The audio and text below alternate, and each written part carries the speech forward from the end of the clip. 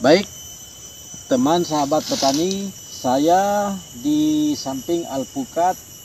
Kalau kita perhatikan, kerindangannya juga ada sebagian yang sudah menyentuh tanah. Seperti ini.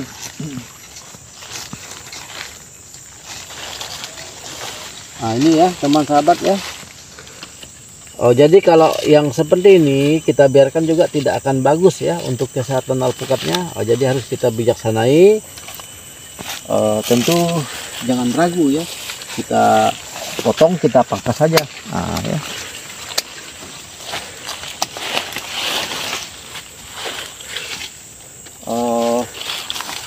Kira yang mana yang akan menyentuh tanah ya, atau ada ranting percabangan yang kecil.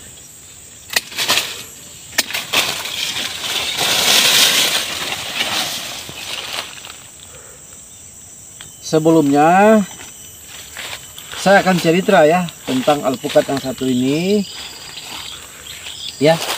Ini daunnya lebar-lebar ya. Beda dengan kebanyakan ya yang kita tanam di kebun ya, bentuk daunnya. Jadi daunnya ini ya lebar-lebar seperti daun simpur. Ini alpukat teman sahabat kita tanam Juni 2022. Artinya ini udah masuk 2 tahun 9 bulan ya. Nanti dia akan genap berusia 3 tahun terhitung Juni 2025. Karena ini Maret 2025, artinya dari tanam udah memasuki usia 2 tahun 9 bulan ya teman sahabat ya. Mungkin teman sahabat ada yang lebih senior di bidang peralpukatan, boleh berbagi cerita. Kira jenis varietas apa ini? Sebelumnya saya cerita, ini kita mendapatkannya dari kelompok tani, yang mana kelompok tani mendapatkannya dari dinas terkait. Rata-rata yang kita mendapatkan pembagian dari kelompok tani itu ada label ya. Di situ tertulis di label jenis varietas hijau panjang. Jadi kita jadi penasaran ya, makanya mohon teman sahabat yang lebih senior ya, boleh berbagi cerita ya. Sejauh kita melihat ya di YouTube, teman sahabat yang lebih senior, kalau daun yang lebar-lebar seperti ini, mungkin ini jenis varietas tenbik ya, yang kebanyakan ada di negara tetangga ya, yang pengembangannya ya asal bibit ini ya, maksudnya mungkin salah satu varietas yang di Thailand ya, tenbik ya. Dia memang jenis daun lebar ya. Mungkin boleh saya ambil satu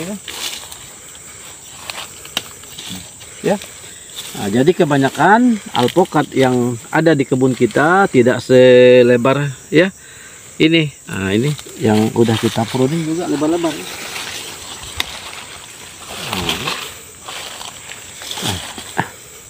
Daunnya jadi ya selebar daun simpur ya teman sahabat ya.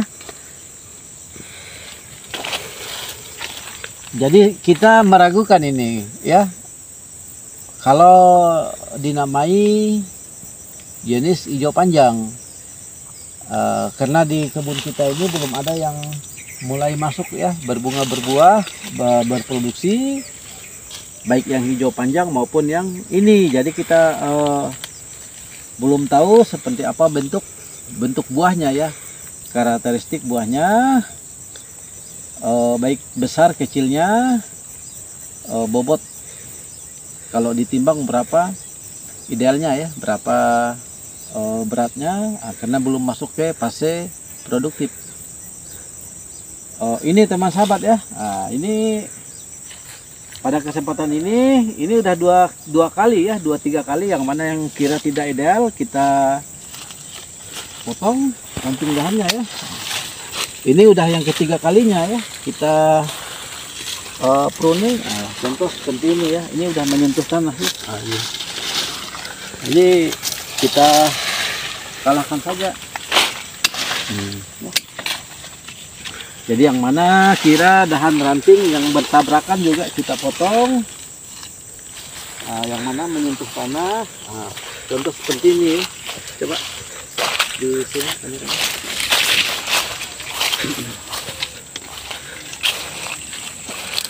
Ini ya. Ini ranting ini, percabangan ini ngarah ke menabrak yang ini. Tentu karena ini bentuknya juga tidak bagus dan menabrak yang satu ini, ya. Jadi ini kita kalahkan ini, ya teman sahabat.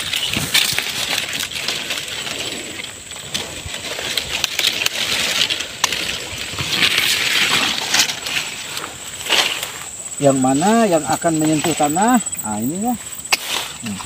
Ini kita potong saja.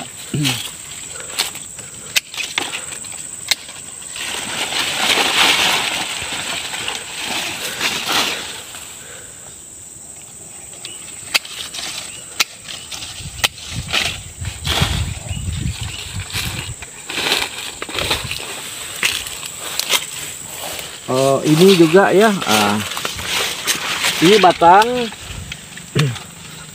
Ini batang primer membentuk sekunder 2 ya. Karena memang bentuknya seperti ini, tentu kita fokus di sekunder yang ini ya. Sekunder ini banyak percabangan ya. Sedangkan yang satu ini pada akan menyentuh tanah ini. Ini kita kalahkan saja ini ya.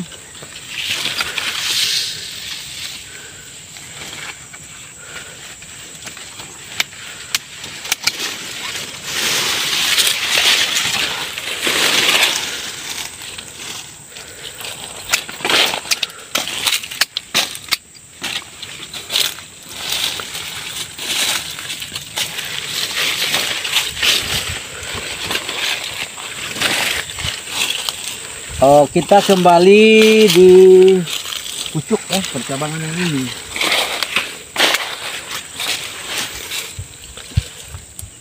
Ini udah membentuk 4 ya. Dari sekunder ini ada 4 ranting ya. Ada 4 dahan. Ini 1, 2, 3, 4. Kita pilih, cukup kita pelihara 3 saja. Jadi kita pilih ya yang kira akan saling mengalahkan. Jadi cukup kita pelihara 3. Jadi bagus ini kita buang saja ya. Ya karena udah ada ini dan udah ada ini.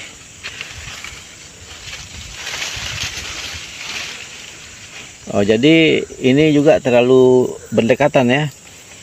Jadi satu kita kalahkan.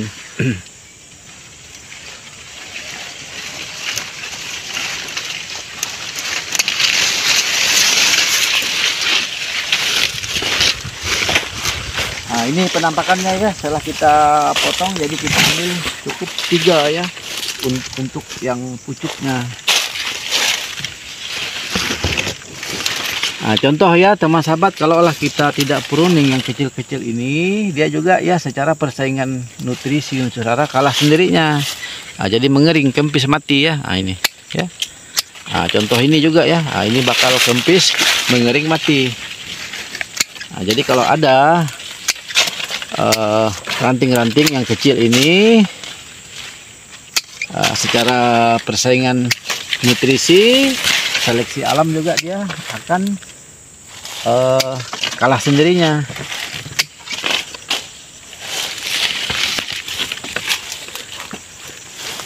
Jadi kalau potong memotong ini teman sahabat jangan ragu. Contoh ini ya, ini menabrak yang ini ya. Tentu ini kita kalahkan ya teman sahabat.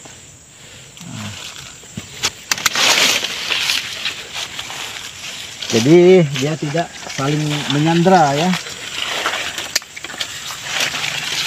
tidak saling menyandra. Sepertinya yang satu ini tidak bagus ya, bagus kita kalahkan saja.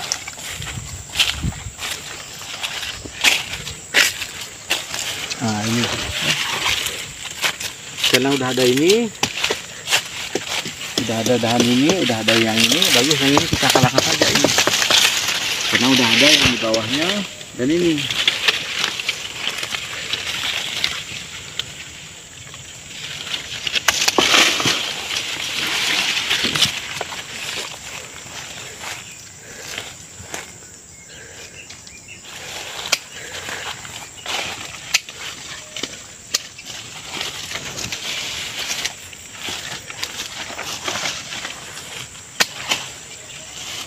Nah, jadi penampakannya setelah kita pruning ya teman sahabat, udah lebih tidak ada lagi kerapatan dan ranting ya teman sahabat. Nah, setelah kita pruning seperti ini penampilannya, artinya udah terbangun ya ruang-ruang yang mana untuk sirkulasi, memudahkan juga ya penyinaran matahari. Banyak manfaat fungsi sirkulasi udara, salah satu ya untuk respirasi. Tanaman ini bisa bekerja dengan baik. Demikian juga kalau lah dia penyinaran yang bagus itu ya teman sahabat, akan terjadi proses fotosintesis yang baik. Nah, jadi yang mana kita mengetahui proses fotosintesis pada tumbuhan itu terjadi harus 3 syarat ya. 3 syarat itu harus ada air, ada karbon dioksida, dan sinar matahari. Nah, itu harus dipenuhi 3 syarat itu.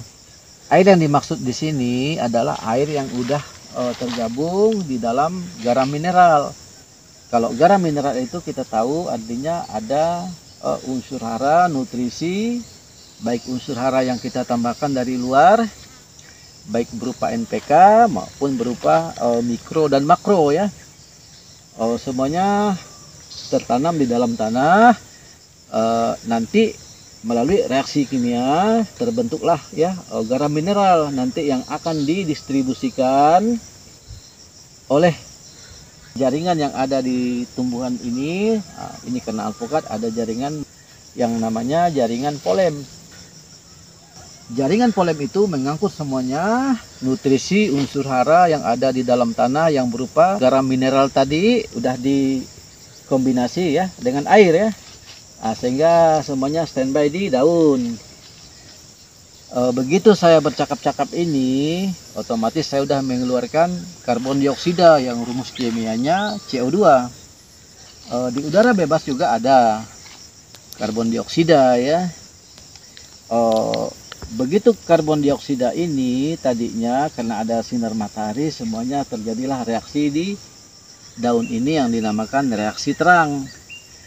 Reaksi terang itu memproduksi makanan, memproduksi glukosa, memproduksi pati untuk keperluan tanaman ini. Nanti ada lagi reaksi malam namanya. Reaksi malam itu ya dia bekerja untuk mendistribusikan hasil masakan yang udah dikerjakan pada siang hari. Nama jaringan yang mendistribusikannya itu adalah jaringan silem. Dengan polem mendistribusikan unsur hara, garam mineral yang ada di dalam tanah, mengembalikan ke daun ini, diolah, terjadi reaksi siang. Setelah makanan itu tersedia berupa pati, glukosa, ya, hasil reaksinya itu, hasil buangan reaksi itu berupa oksigen. Nah, begitu siang hari, pada umumnya tanaman itu memproduksi oksigen ya, nah, sehingga yang saya saat ini berdiri di sini, otomatis tanaman ini memproduksi oksigen, sehingga oksigen itu kita tahu diperlukan semuanya makhluk hidup yang ada di muka bumi ini. Nah, seperti itu. Makanya kebanyakan juga yang menamakan kita menanam sama dengan kita udah bersedekah ya, udah menyumbangkan oksigen. Nah, itu salah satu. Tapi yang begitu kita menanam ya kita mengharapkan produksi hasilnya ya. Teman sahabat, seperti itu ya. Pada malam hari kebalikannya. Jadi pada malam hari itu dia untuk mendistribusikan hasil masakan yang dikerjakan pada siang tadi, pada siangnya yang berupa glukosa, pati, keperluan makanan di tumbuhan ini yang didistribusikan dari dahan, batang, ranting, daun, semua ke struktur tanaman ini, yang nama jaringannya itu adalah jaringan silem. Pada malam hari itu kebalikan siang hari. Nah, jadi malam hari ya, di sini dia harus memerlukan oksigen ya. Oksigen yang dibuang pada siang hari nanti diserapnya lagi pada malam hari. Kebalikan ya, karena siang hari dia menerima CO2, ya siang hari mengeluarkan oksigen. Kebalikannya pada malam hari dia mengeluarkan oksigen. Untuk proses pendistribusian unsur hara, nutrisi yang udah diolah di daun. Kira-kira seperti itu ya teman sahabat. Jadi mungkin terlalu panjang videonya ya, seperti itu.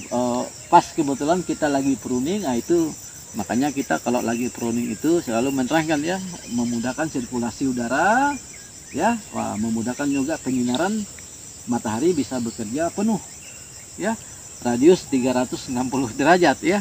Seperti itu. Baik teman sahabat ya, jangan lupa di like, di share ya.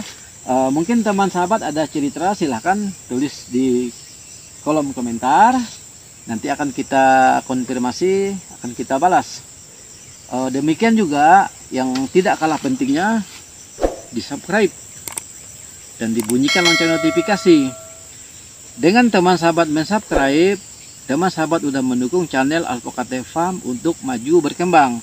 Demikian juga dengan teman sahabat membunyikan lonceng notifikasi, begitu kita ada merangkai kegiatan di kebun Alpocate Farm atau kegiatan pertanian lainnya, begitu kita ada memosting tayangan-tayangan terbaru, teman sahabat akan bisa mengikuti ya tayangan-tayangan terbaru dari channel Alpocate Farm.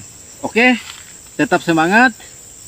Salam dari kebun Alpocate Farm, Kelurahan Sagetani, Kota Singkawang. Sampai ketemu di tayangan kami berikutnya. Terima kasih ya yang udah like, men-share.